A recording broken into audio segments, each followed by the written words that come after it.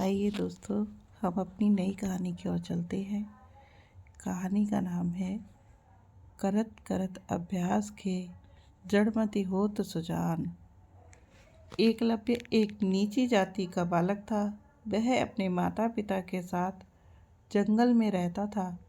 वह प्रतिदिन चारे की खोज में अपने पिता के साथ जंगल में जाता था। एकलव्य के पिता खंजर से शिकार करते थे।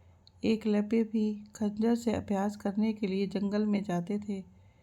एकलव्य के लिए यह कठिन काम था। पत्थरों से छोटे छोटे जीवों पर निशाना साधना एकलव्य को बहुत आसान काम लगा। एकलव्य गुलेल द्वारा पक्षियों पर वार करता था। एक दिन एकलव्य हस्तिनापुर से गुजर रहा था। उसने देखा कि कुछ युवक धनुर्विद्या का अभ्यास कर रहे हैं। एकलव्य खड़े होकर उन युवकों को अभ्यास करते हुए देखने लगा।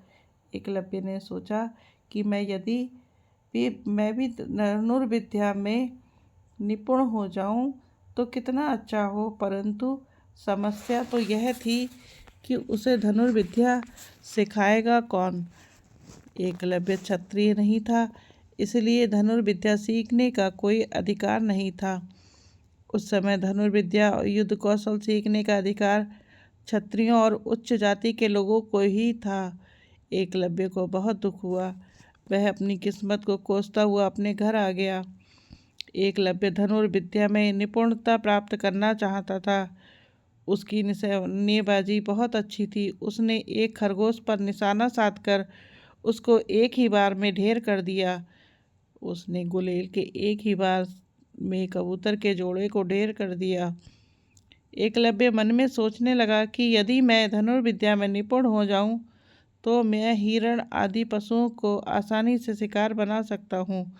धनुर्विद्या की शिक्षा ग्रहण करने में सचमुच ही मेरी जाति बाधक है। एकलव्य जब भी हस्तिनापुर जाता तभी धनुर्विद्या सीखते हुए युवकों को बड़े ही ध्यान से देखता।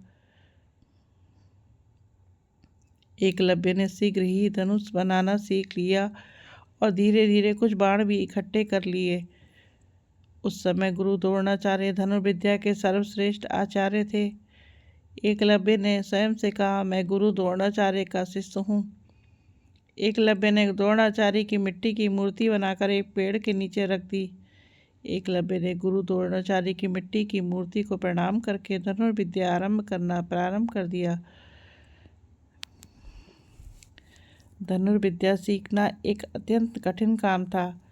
एकलव्य ने हार नहीं मानी और वह रोज कठिन अभ्यास करने लगा। निरंतर प्रयास करते करते एकलव्य की धनुर्विद्या में काफ़ी सुधार आता चला गया।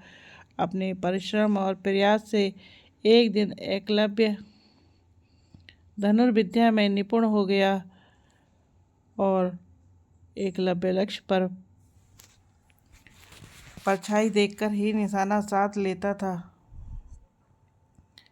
पशु पक्षियों की आवाज़ सुनकर ही एकलव्य उन पर स्टिक निशाना लगा लेता था। धीरे धीरे एकलव्य अर्जुन के समान ही श्रेष्ठ धनुर्धर बन गया। उसने काफ़ी मेहनत और लगन से यह सिद्ध कर दिया कि करत करत अभ्यास के जड़मति होत सुजान, अर्थात निरंतर अभ्यास करने से प्रतिभा निखरती है। हमें इस कहानी से शिक्षा यह मिलती है कि मेहनत, लगन और अभ्यास से मनुष्य किसी भी कला में निपुणता प्राप्त कर सकता है। धन्यवाद।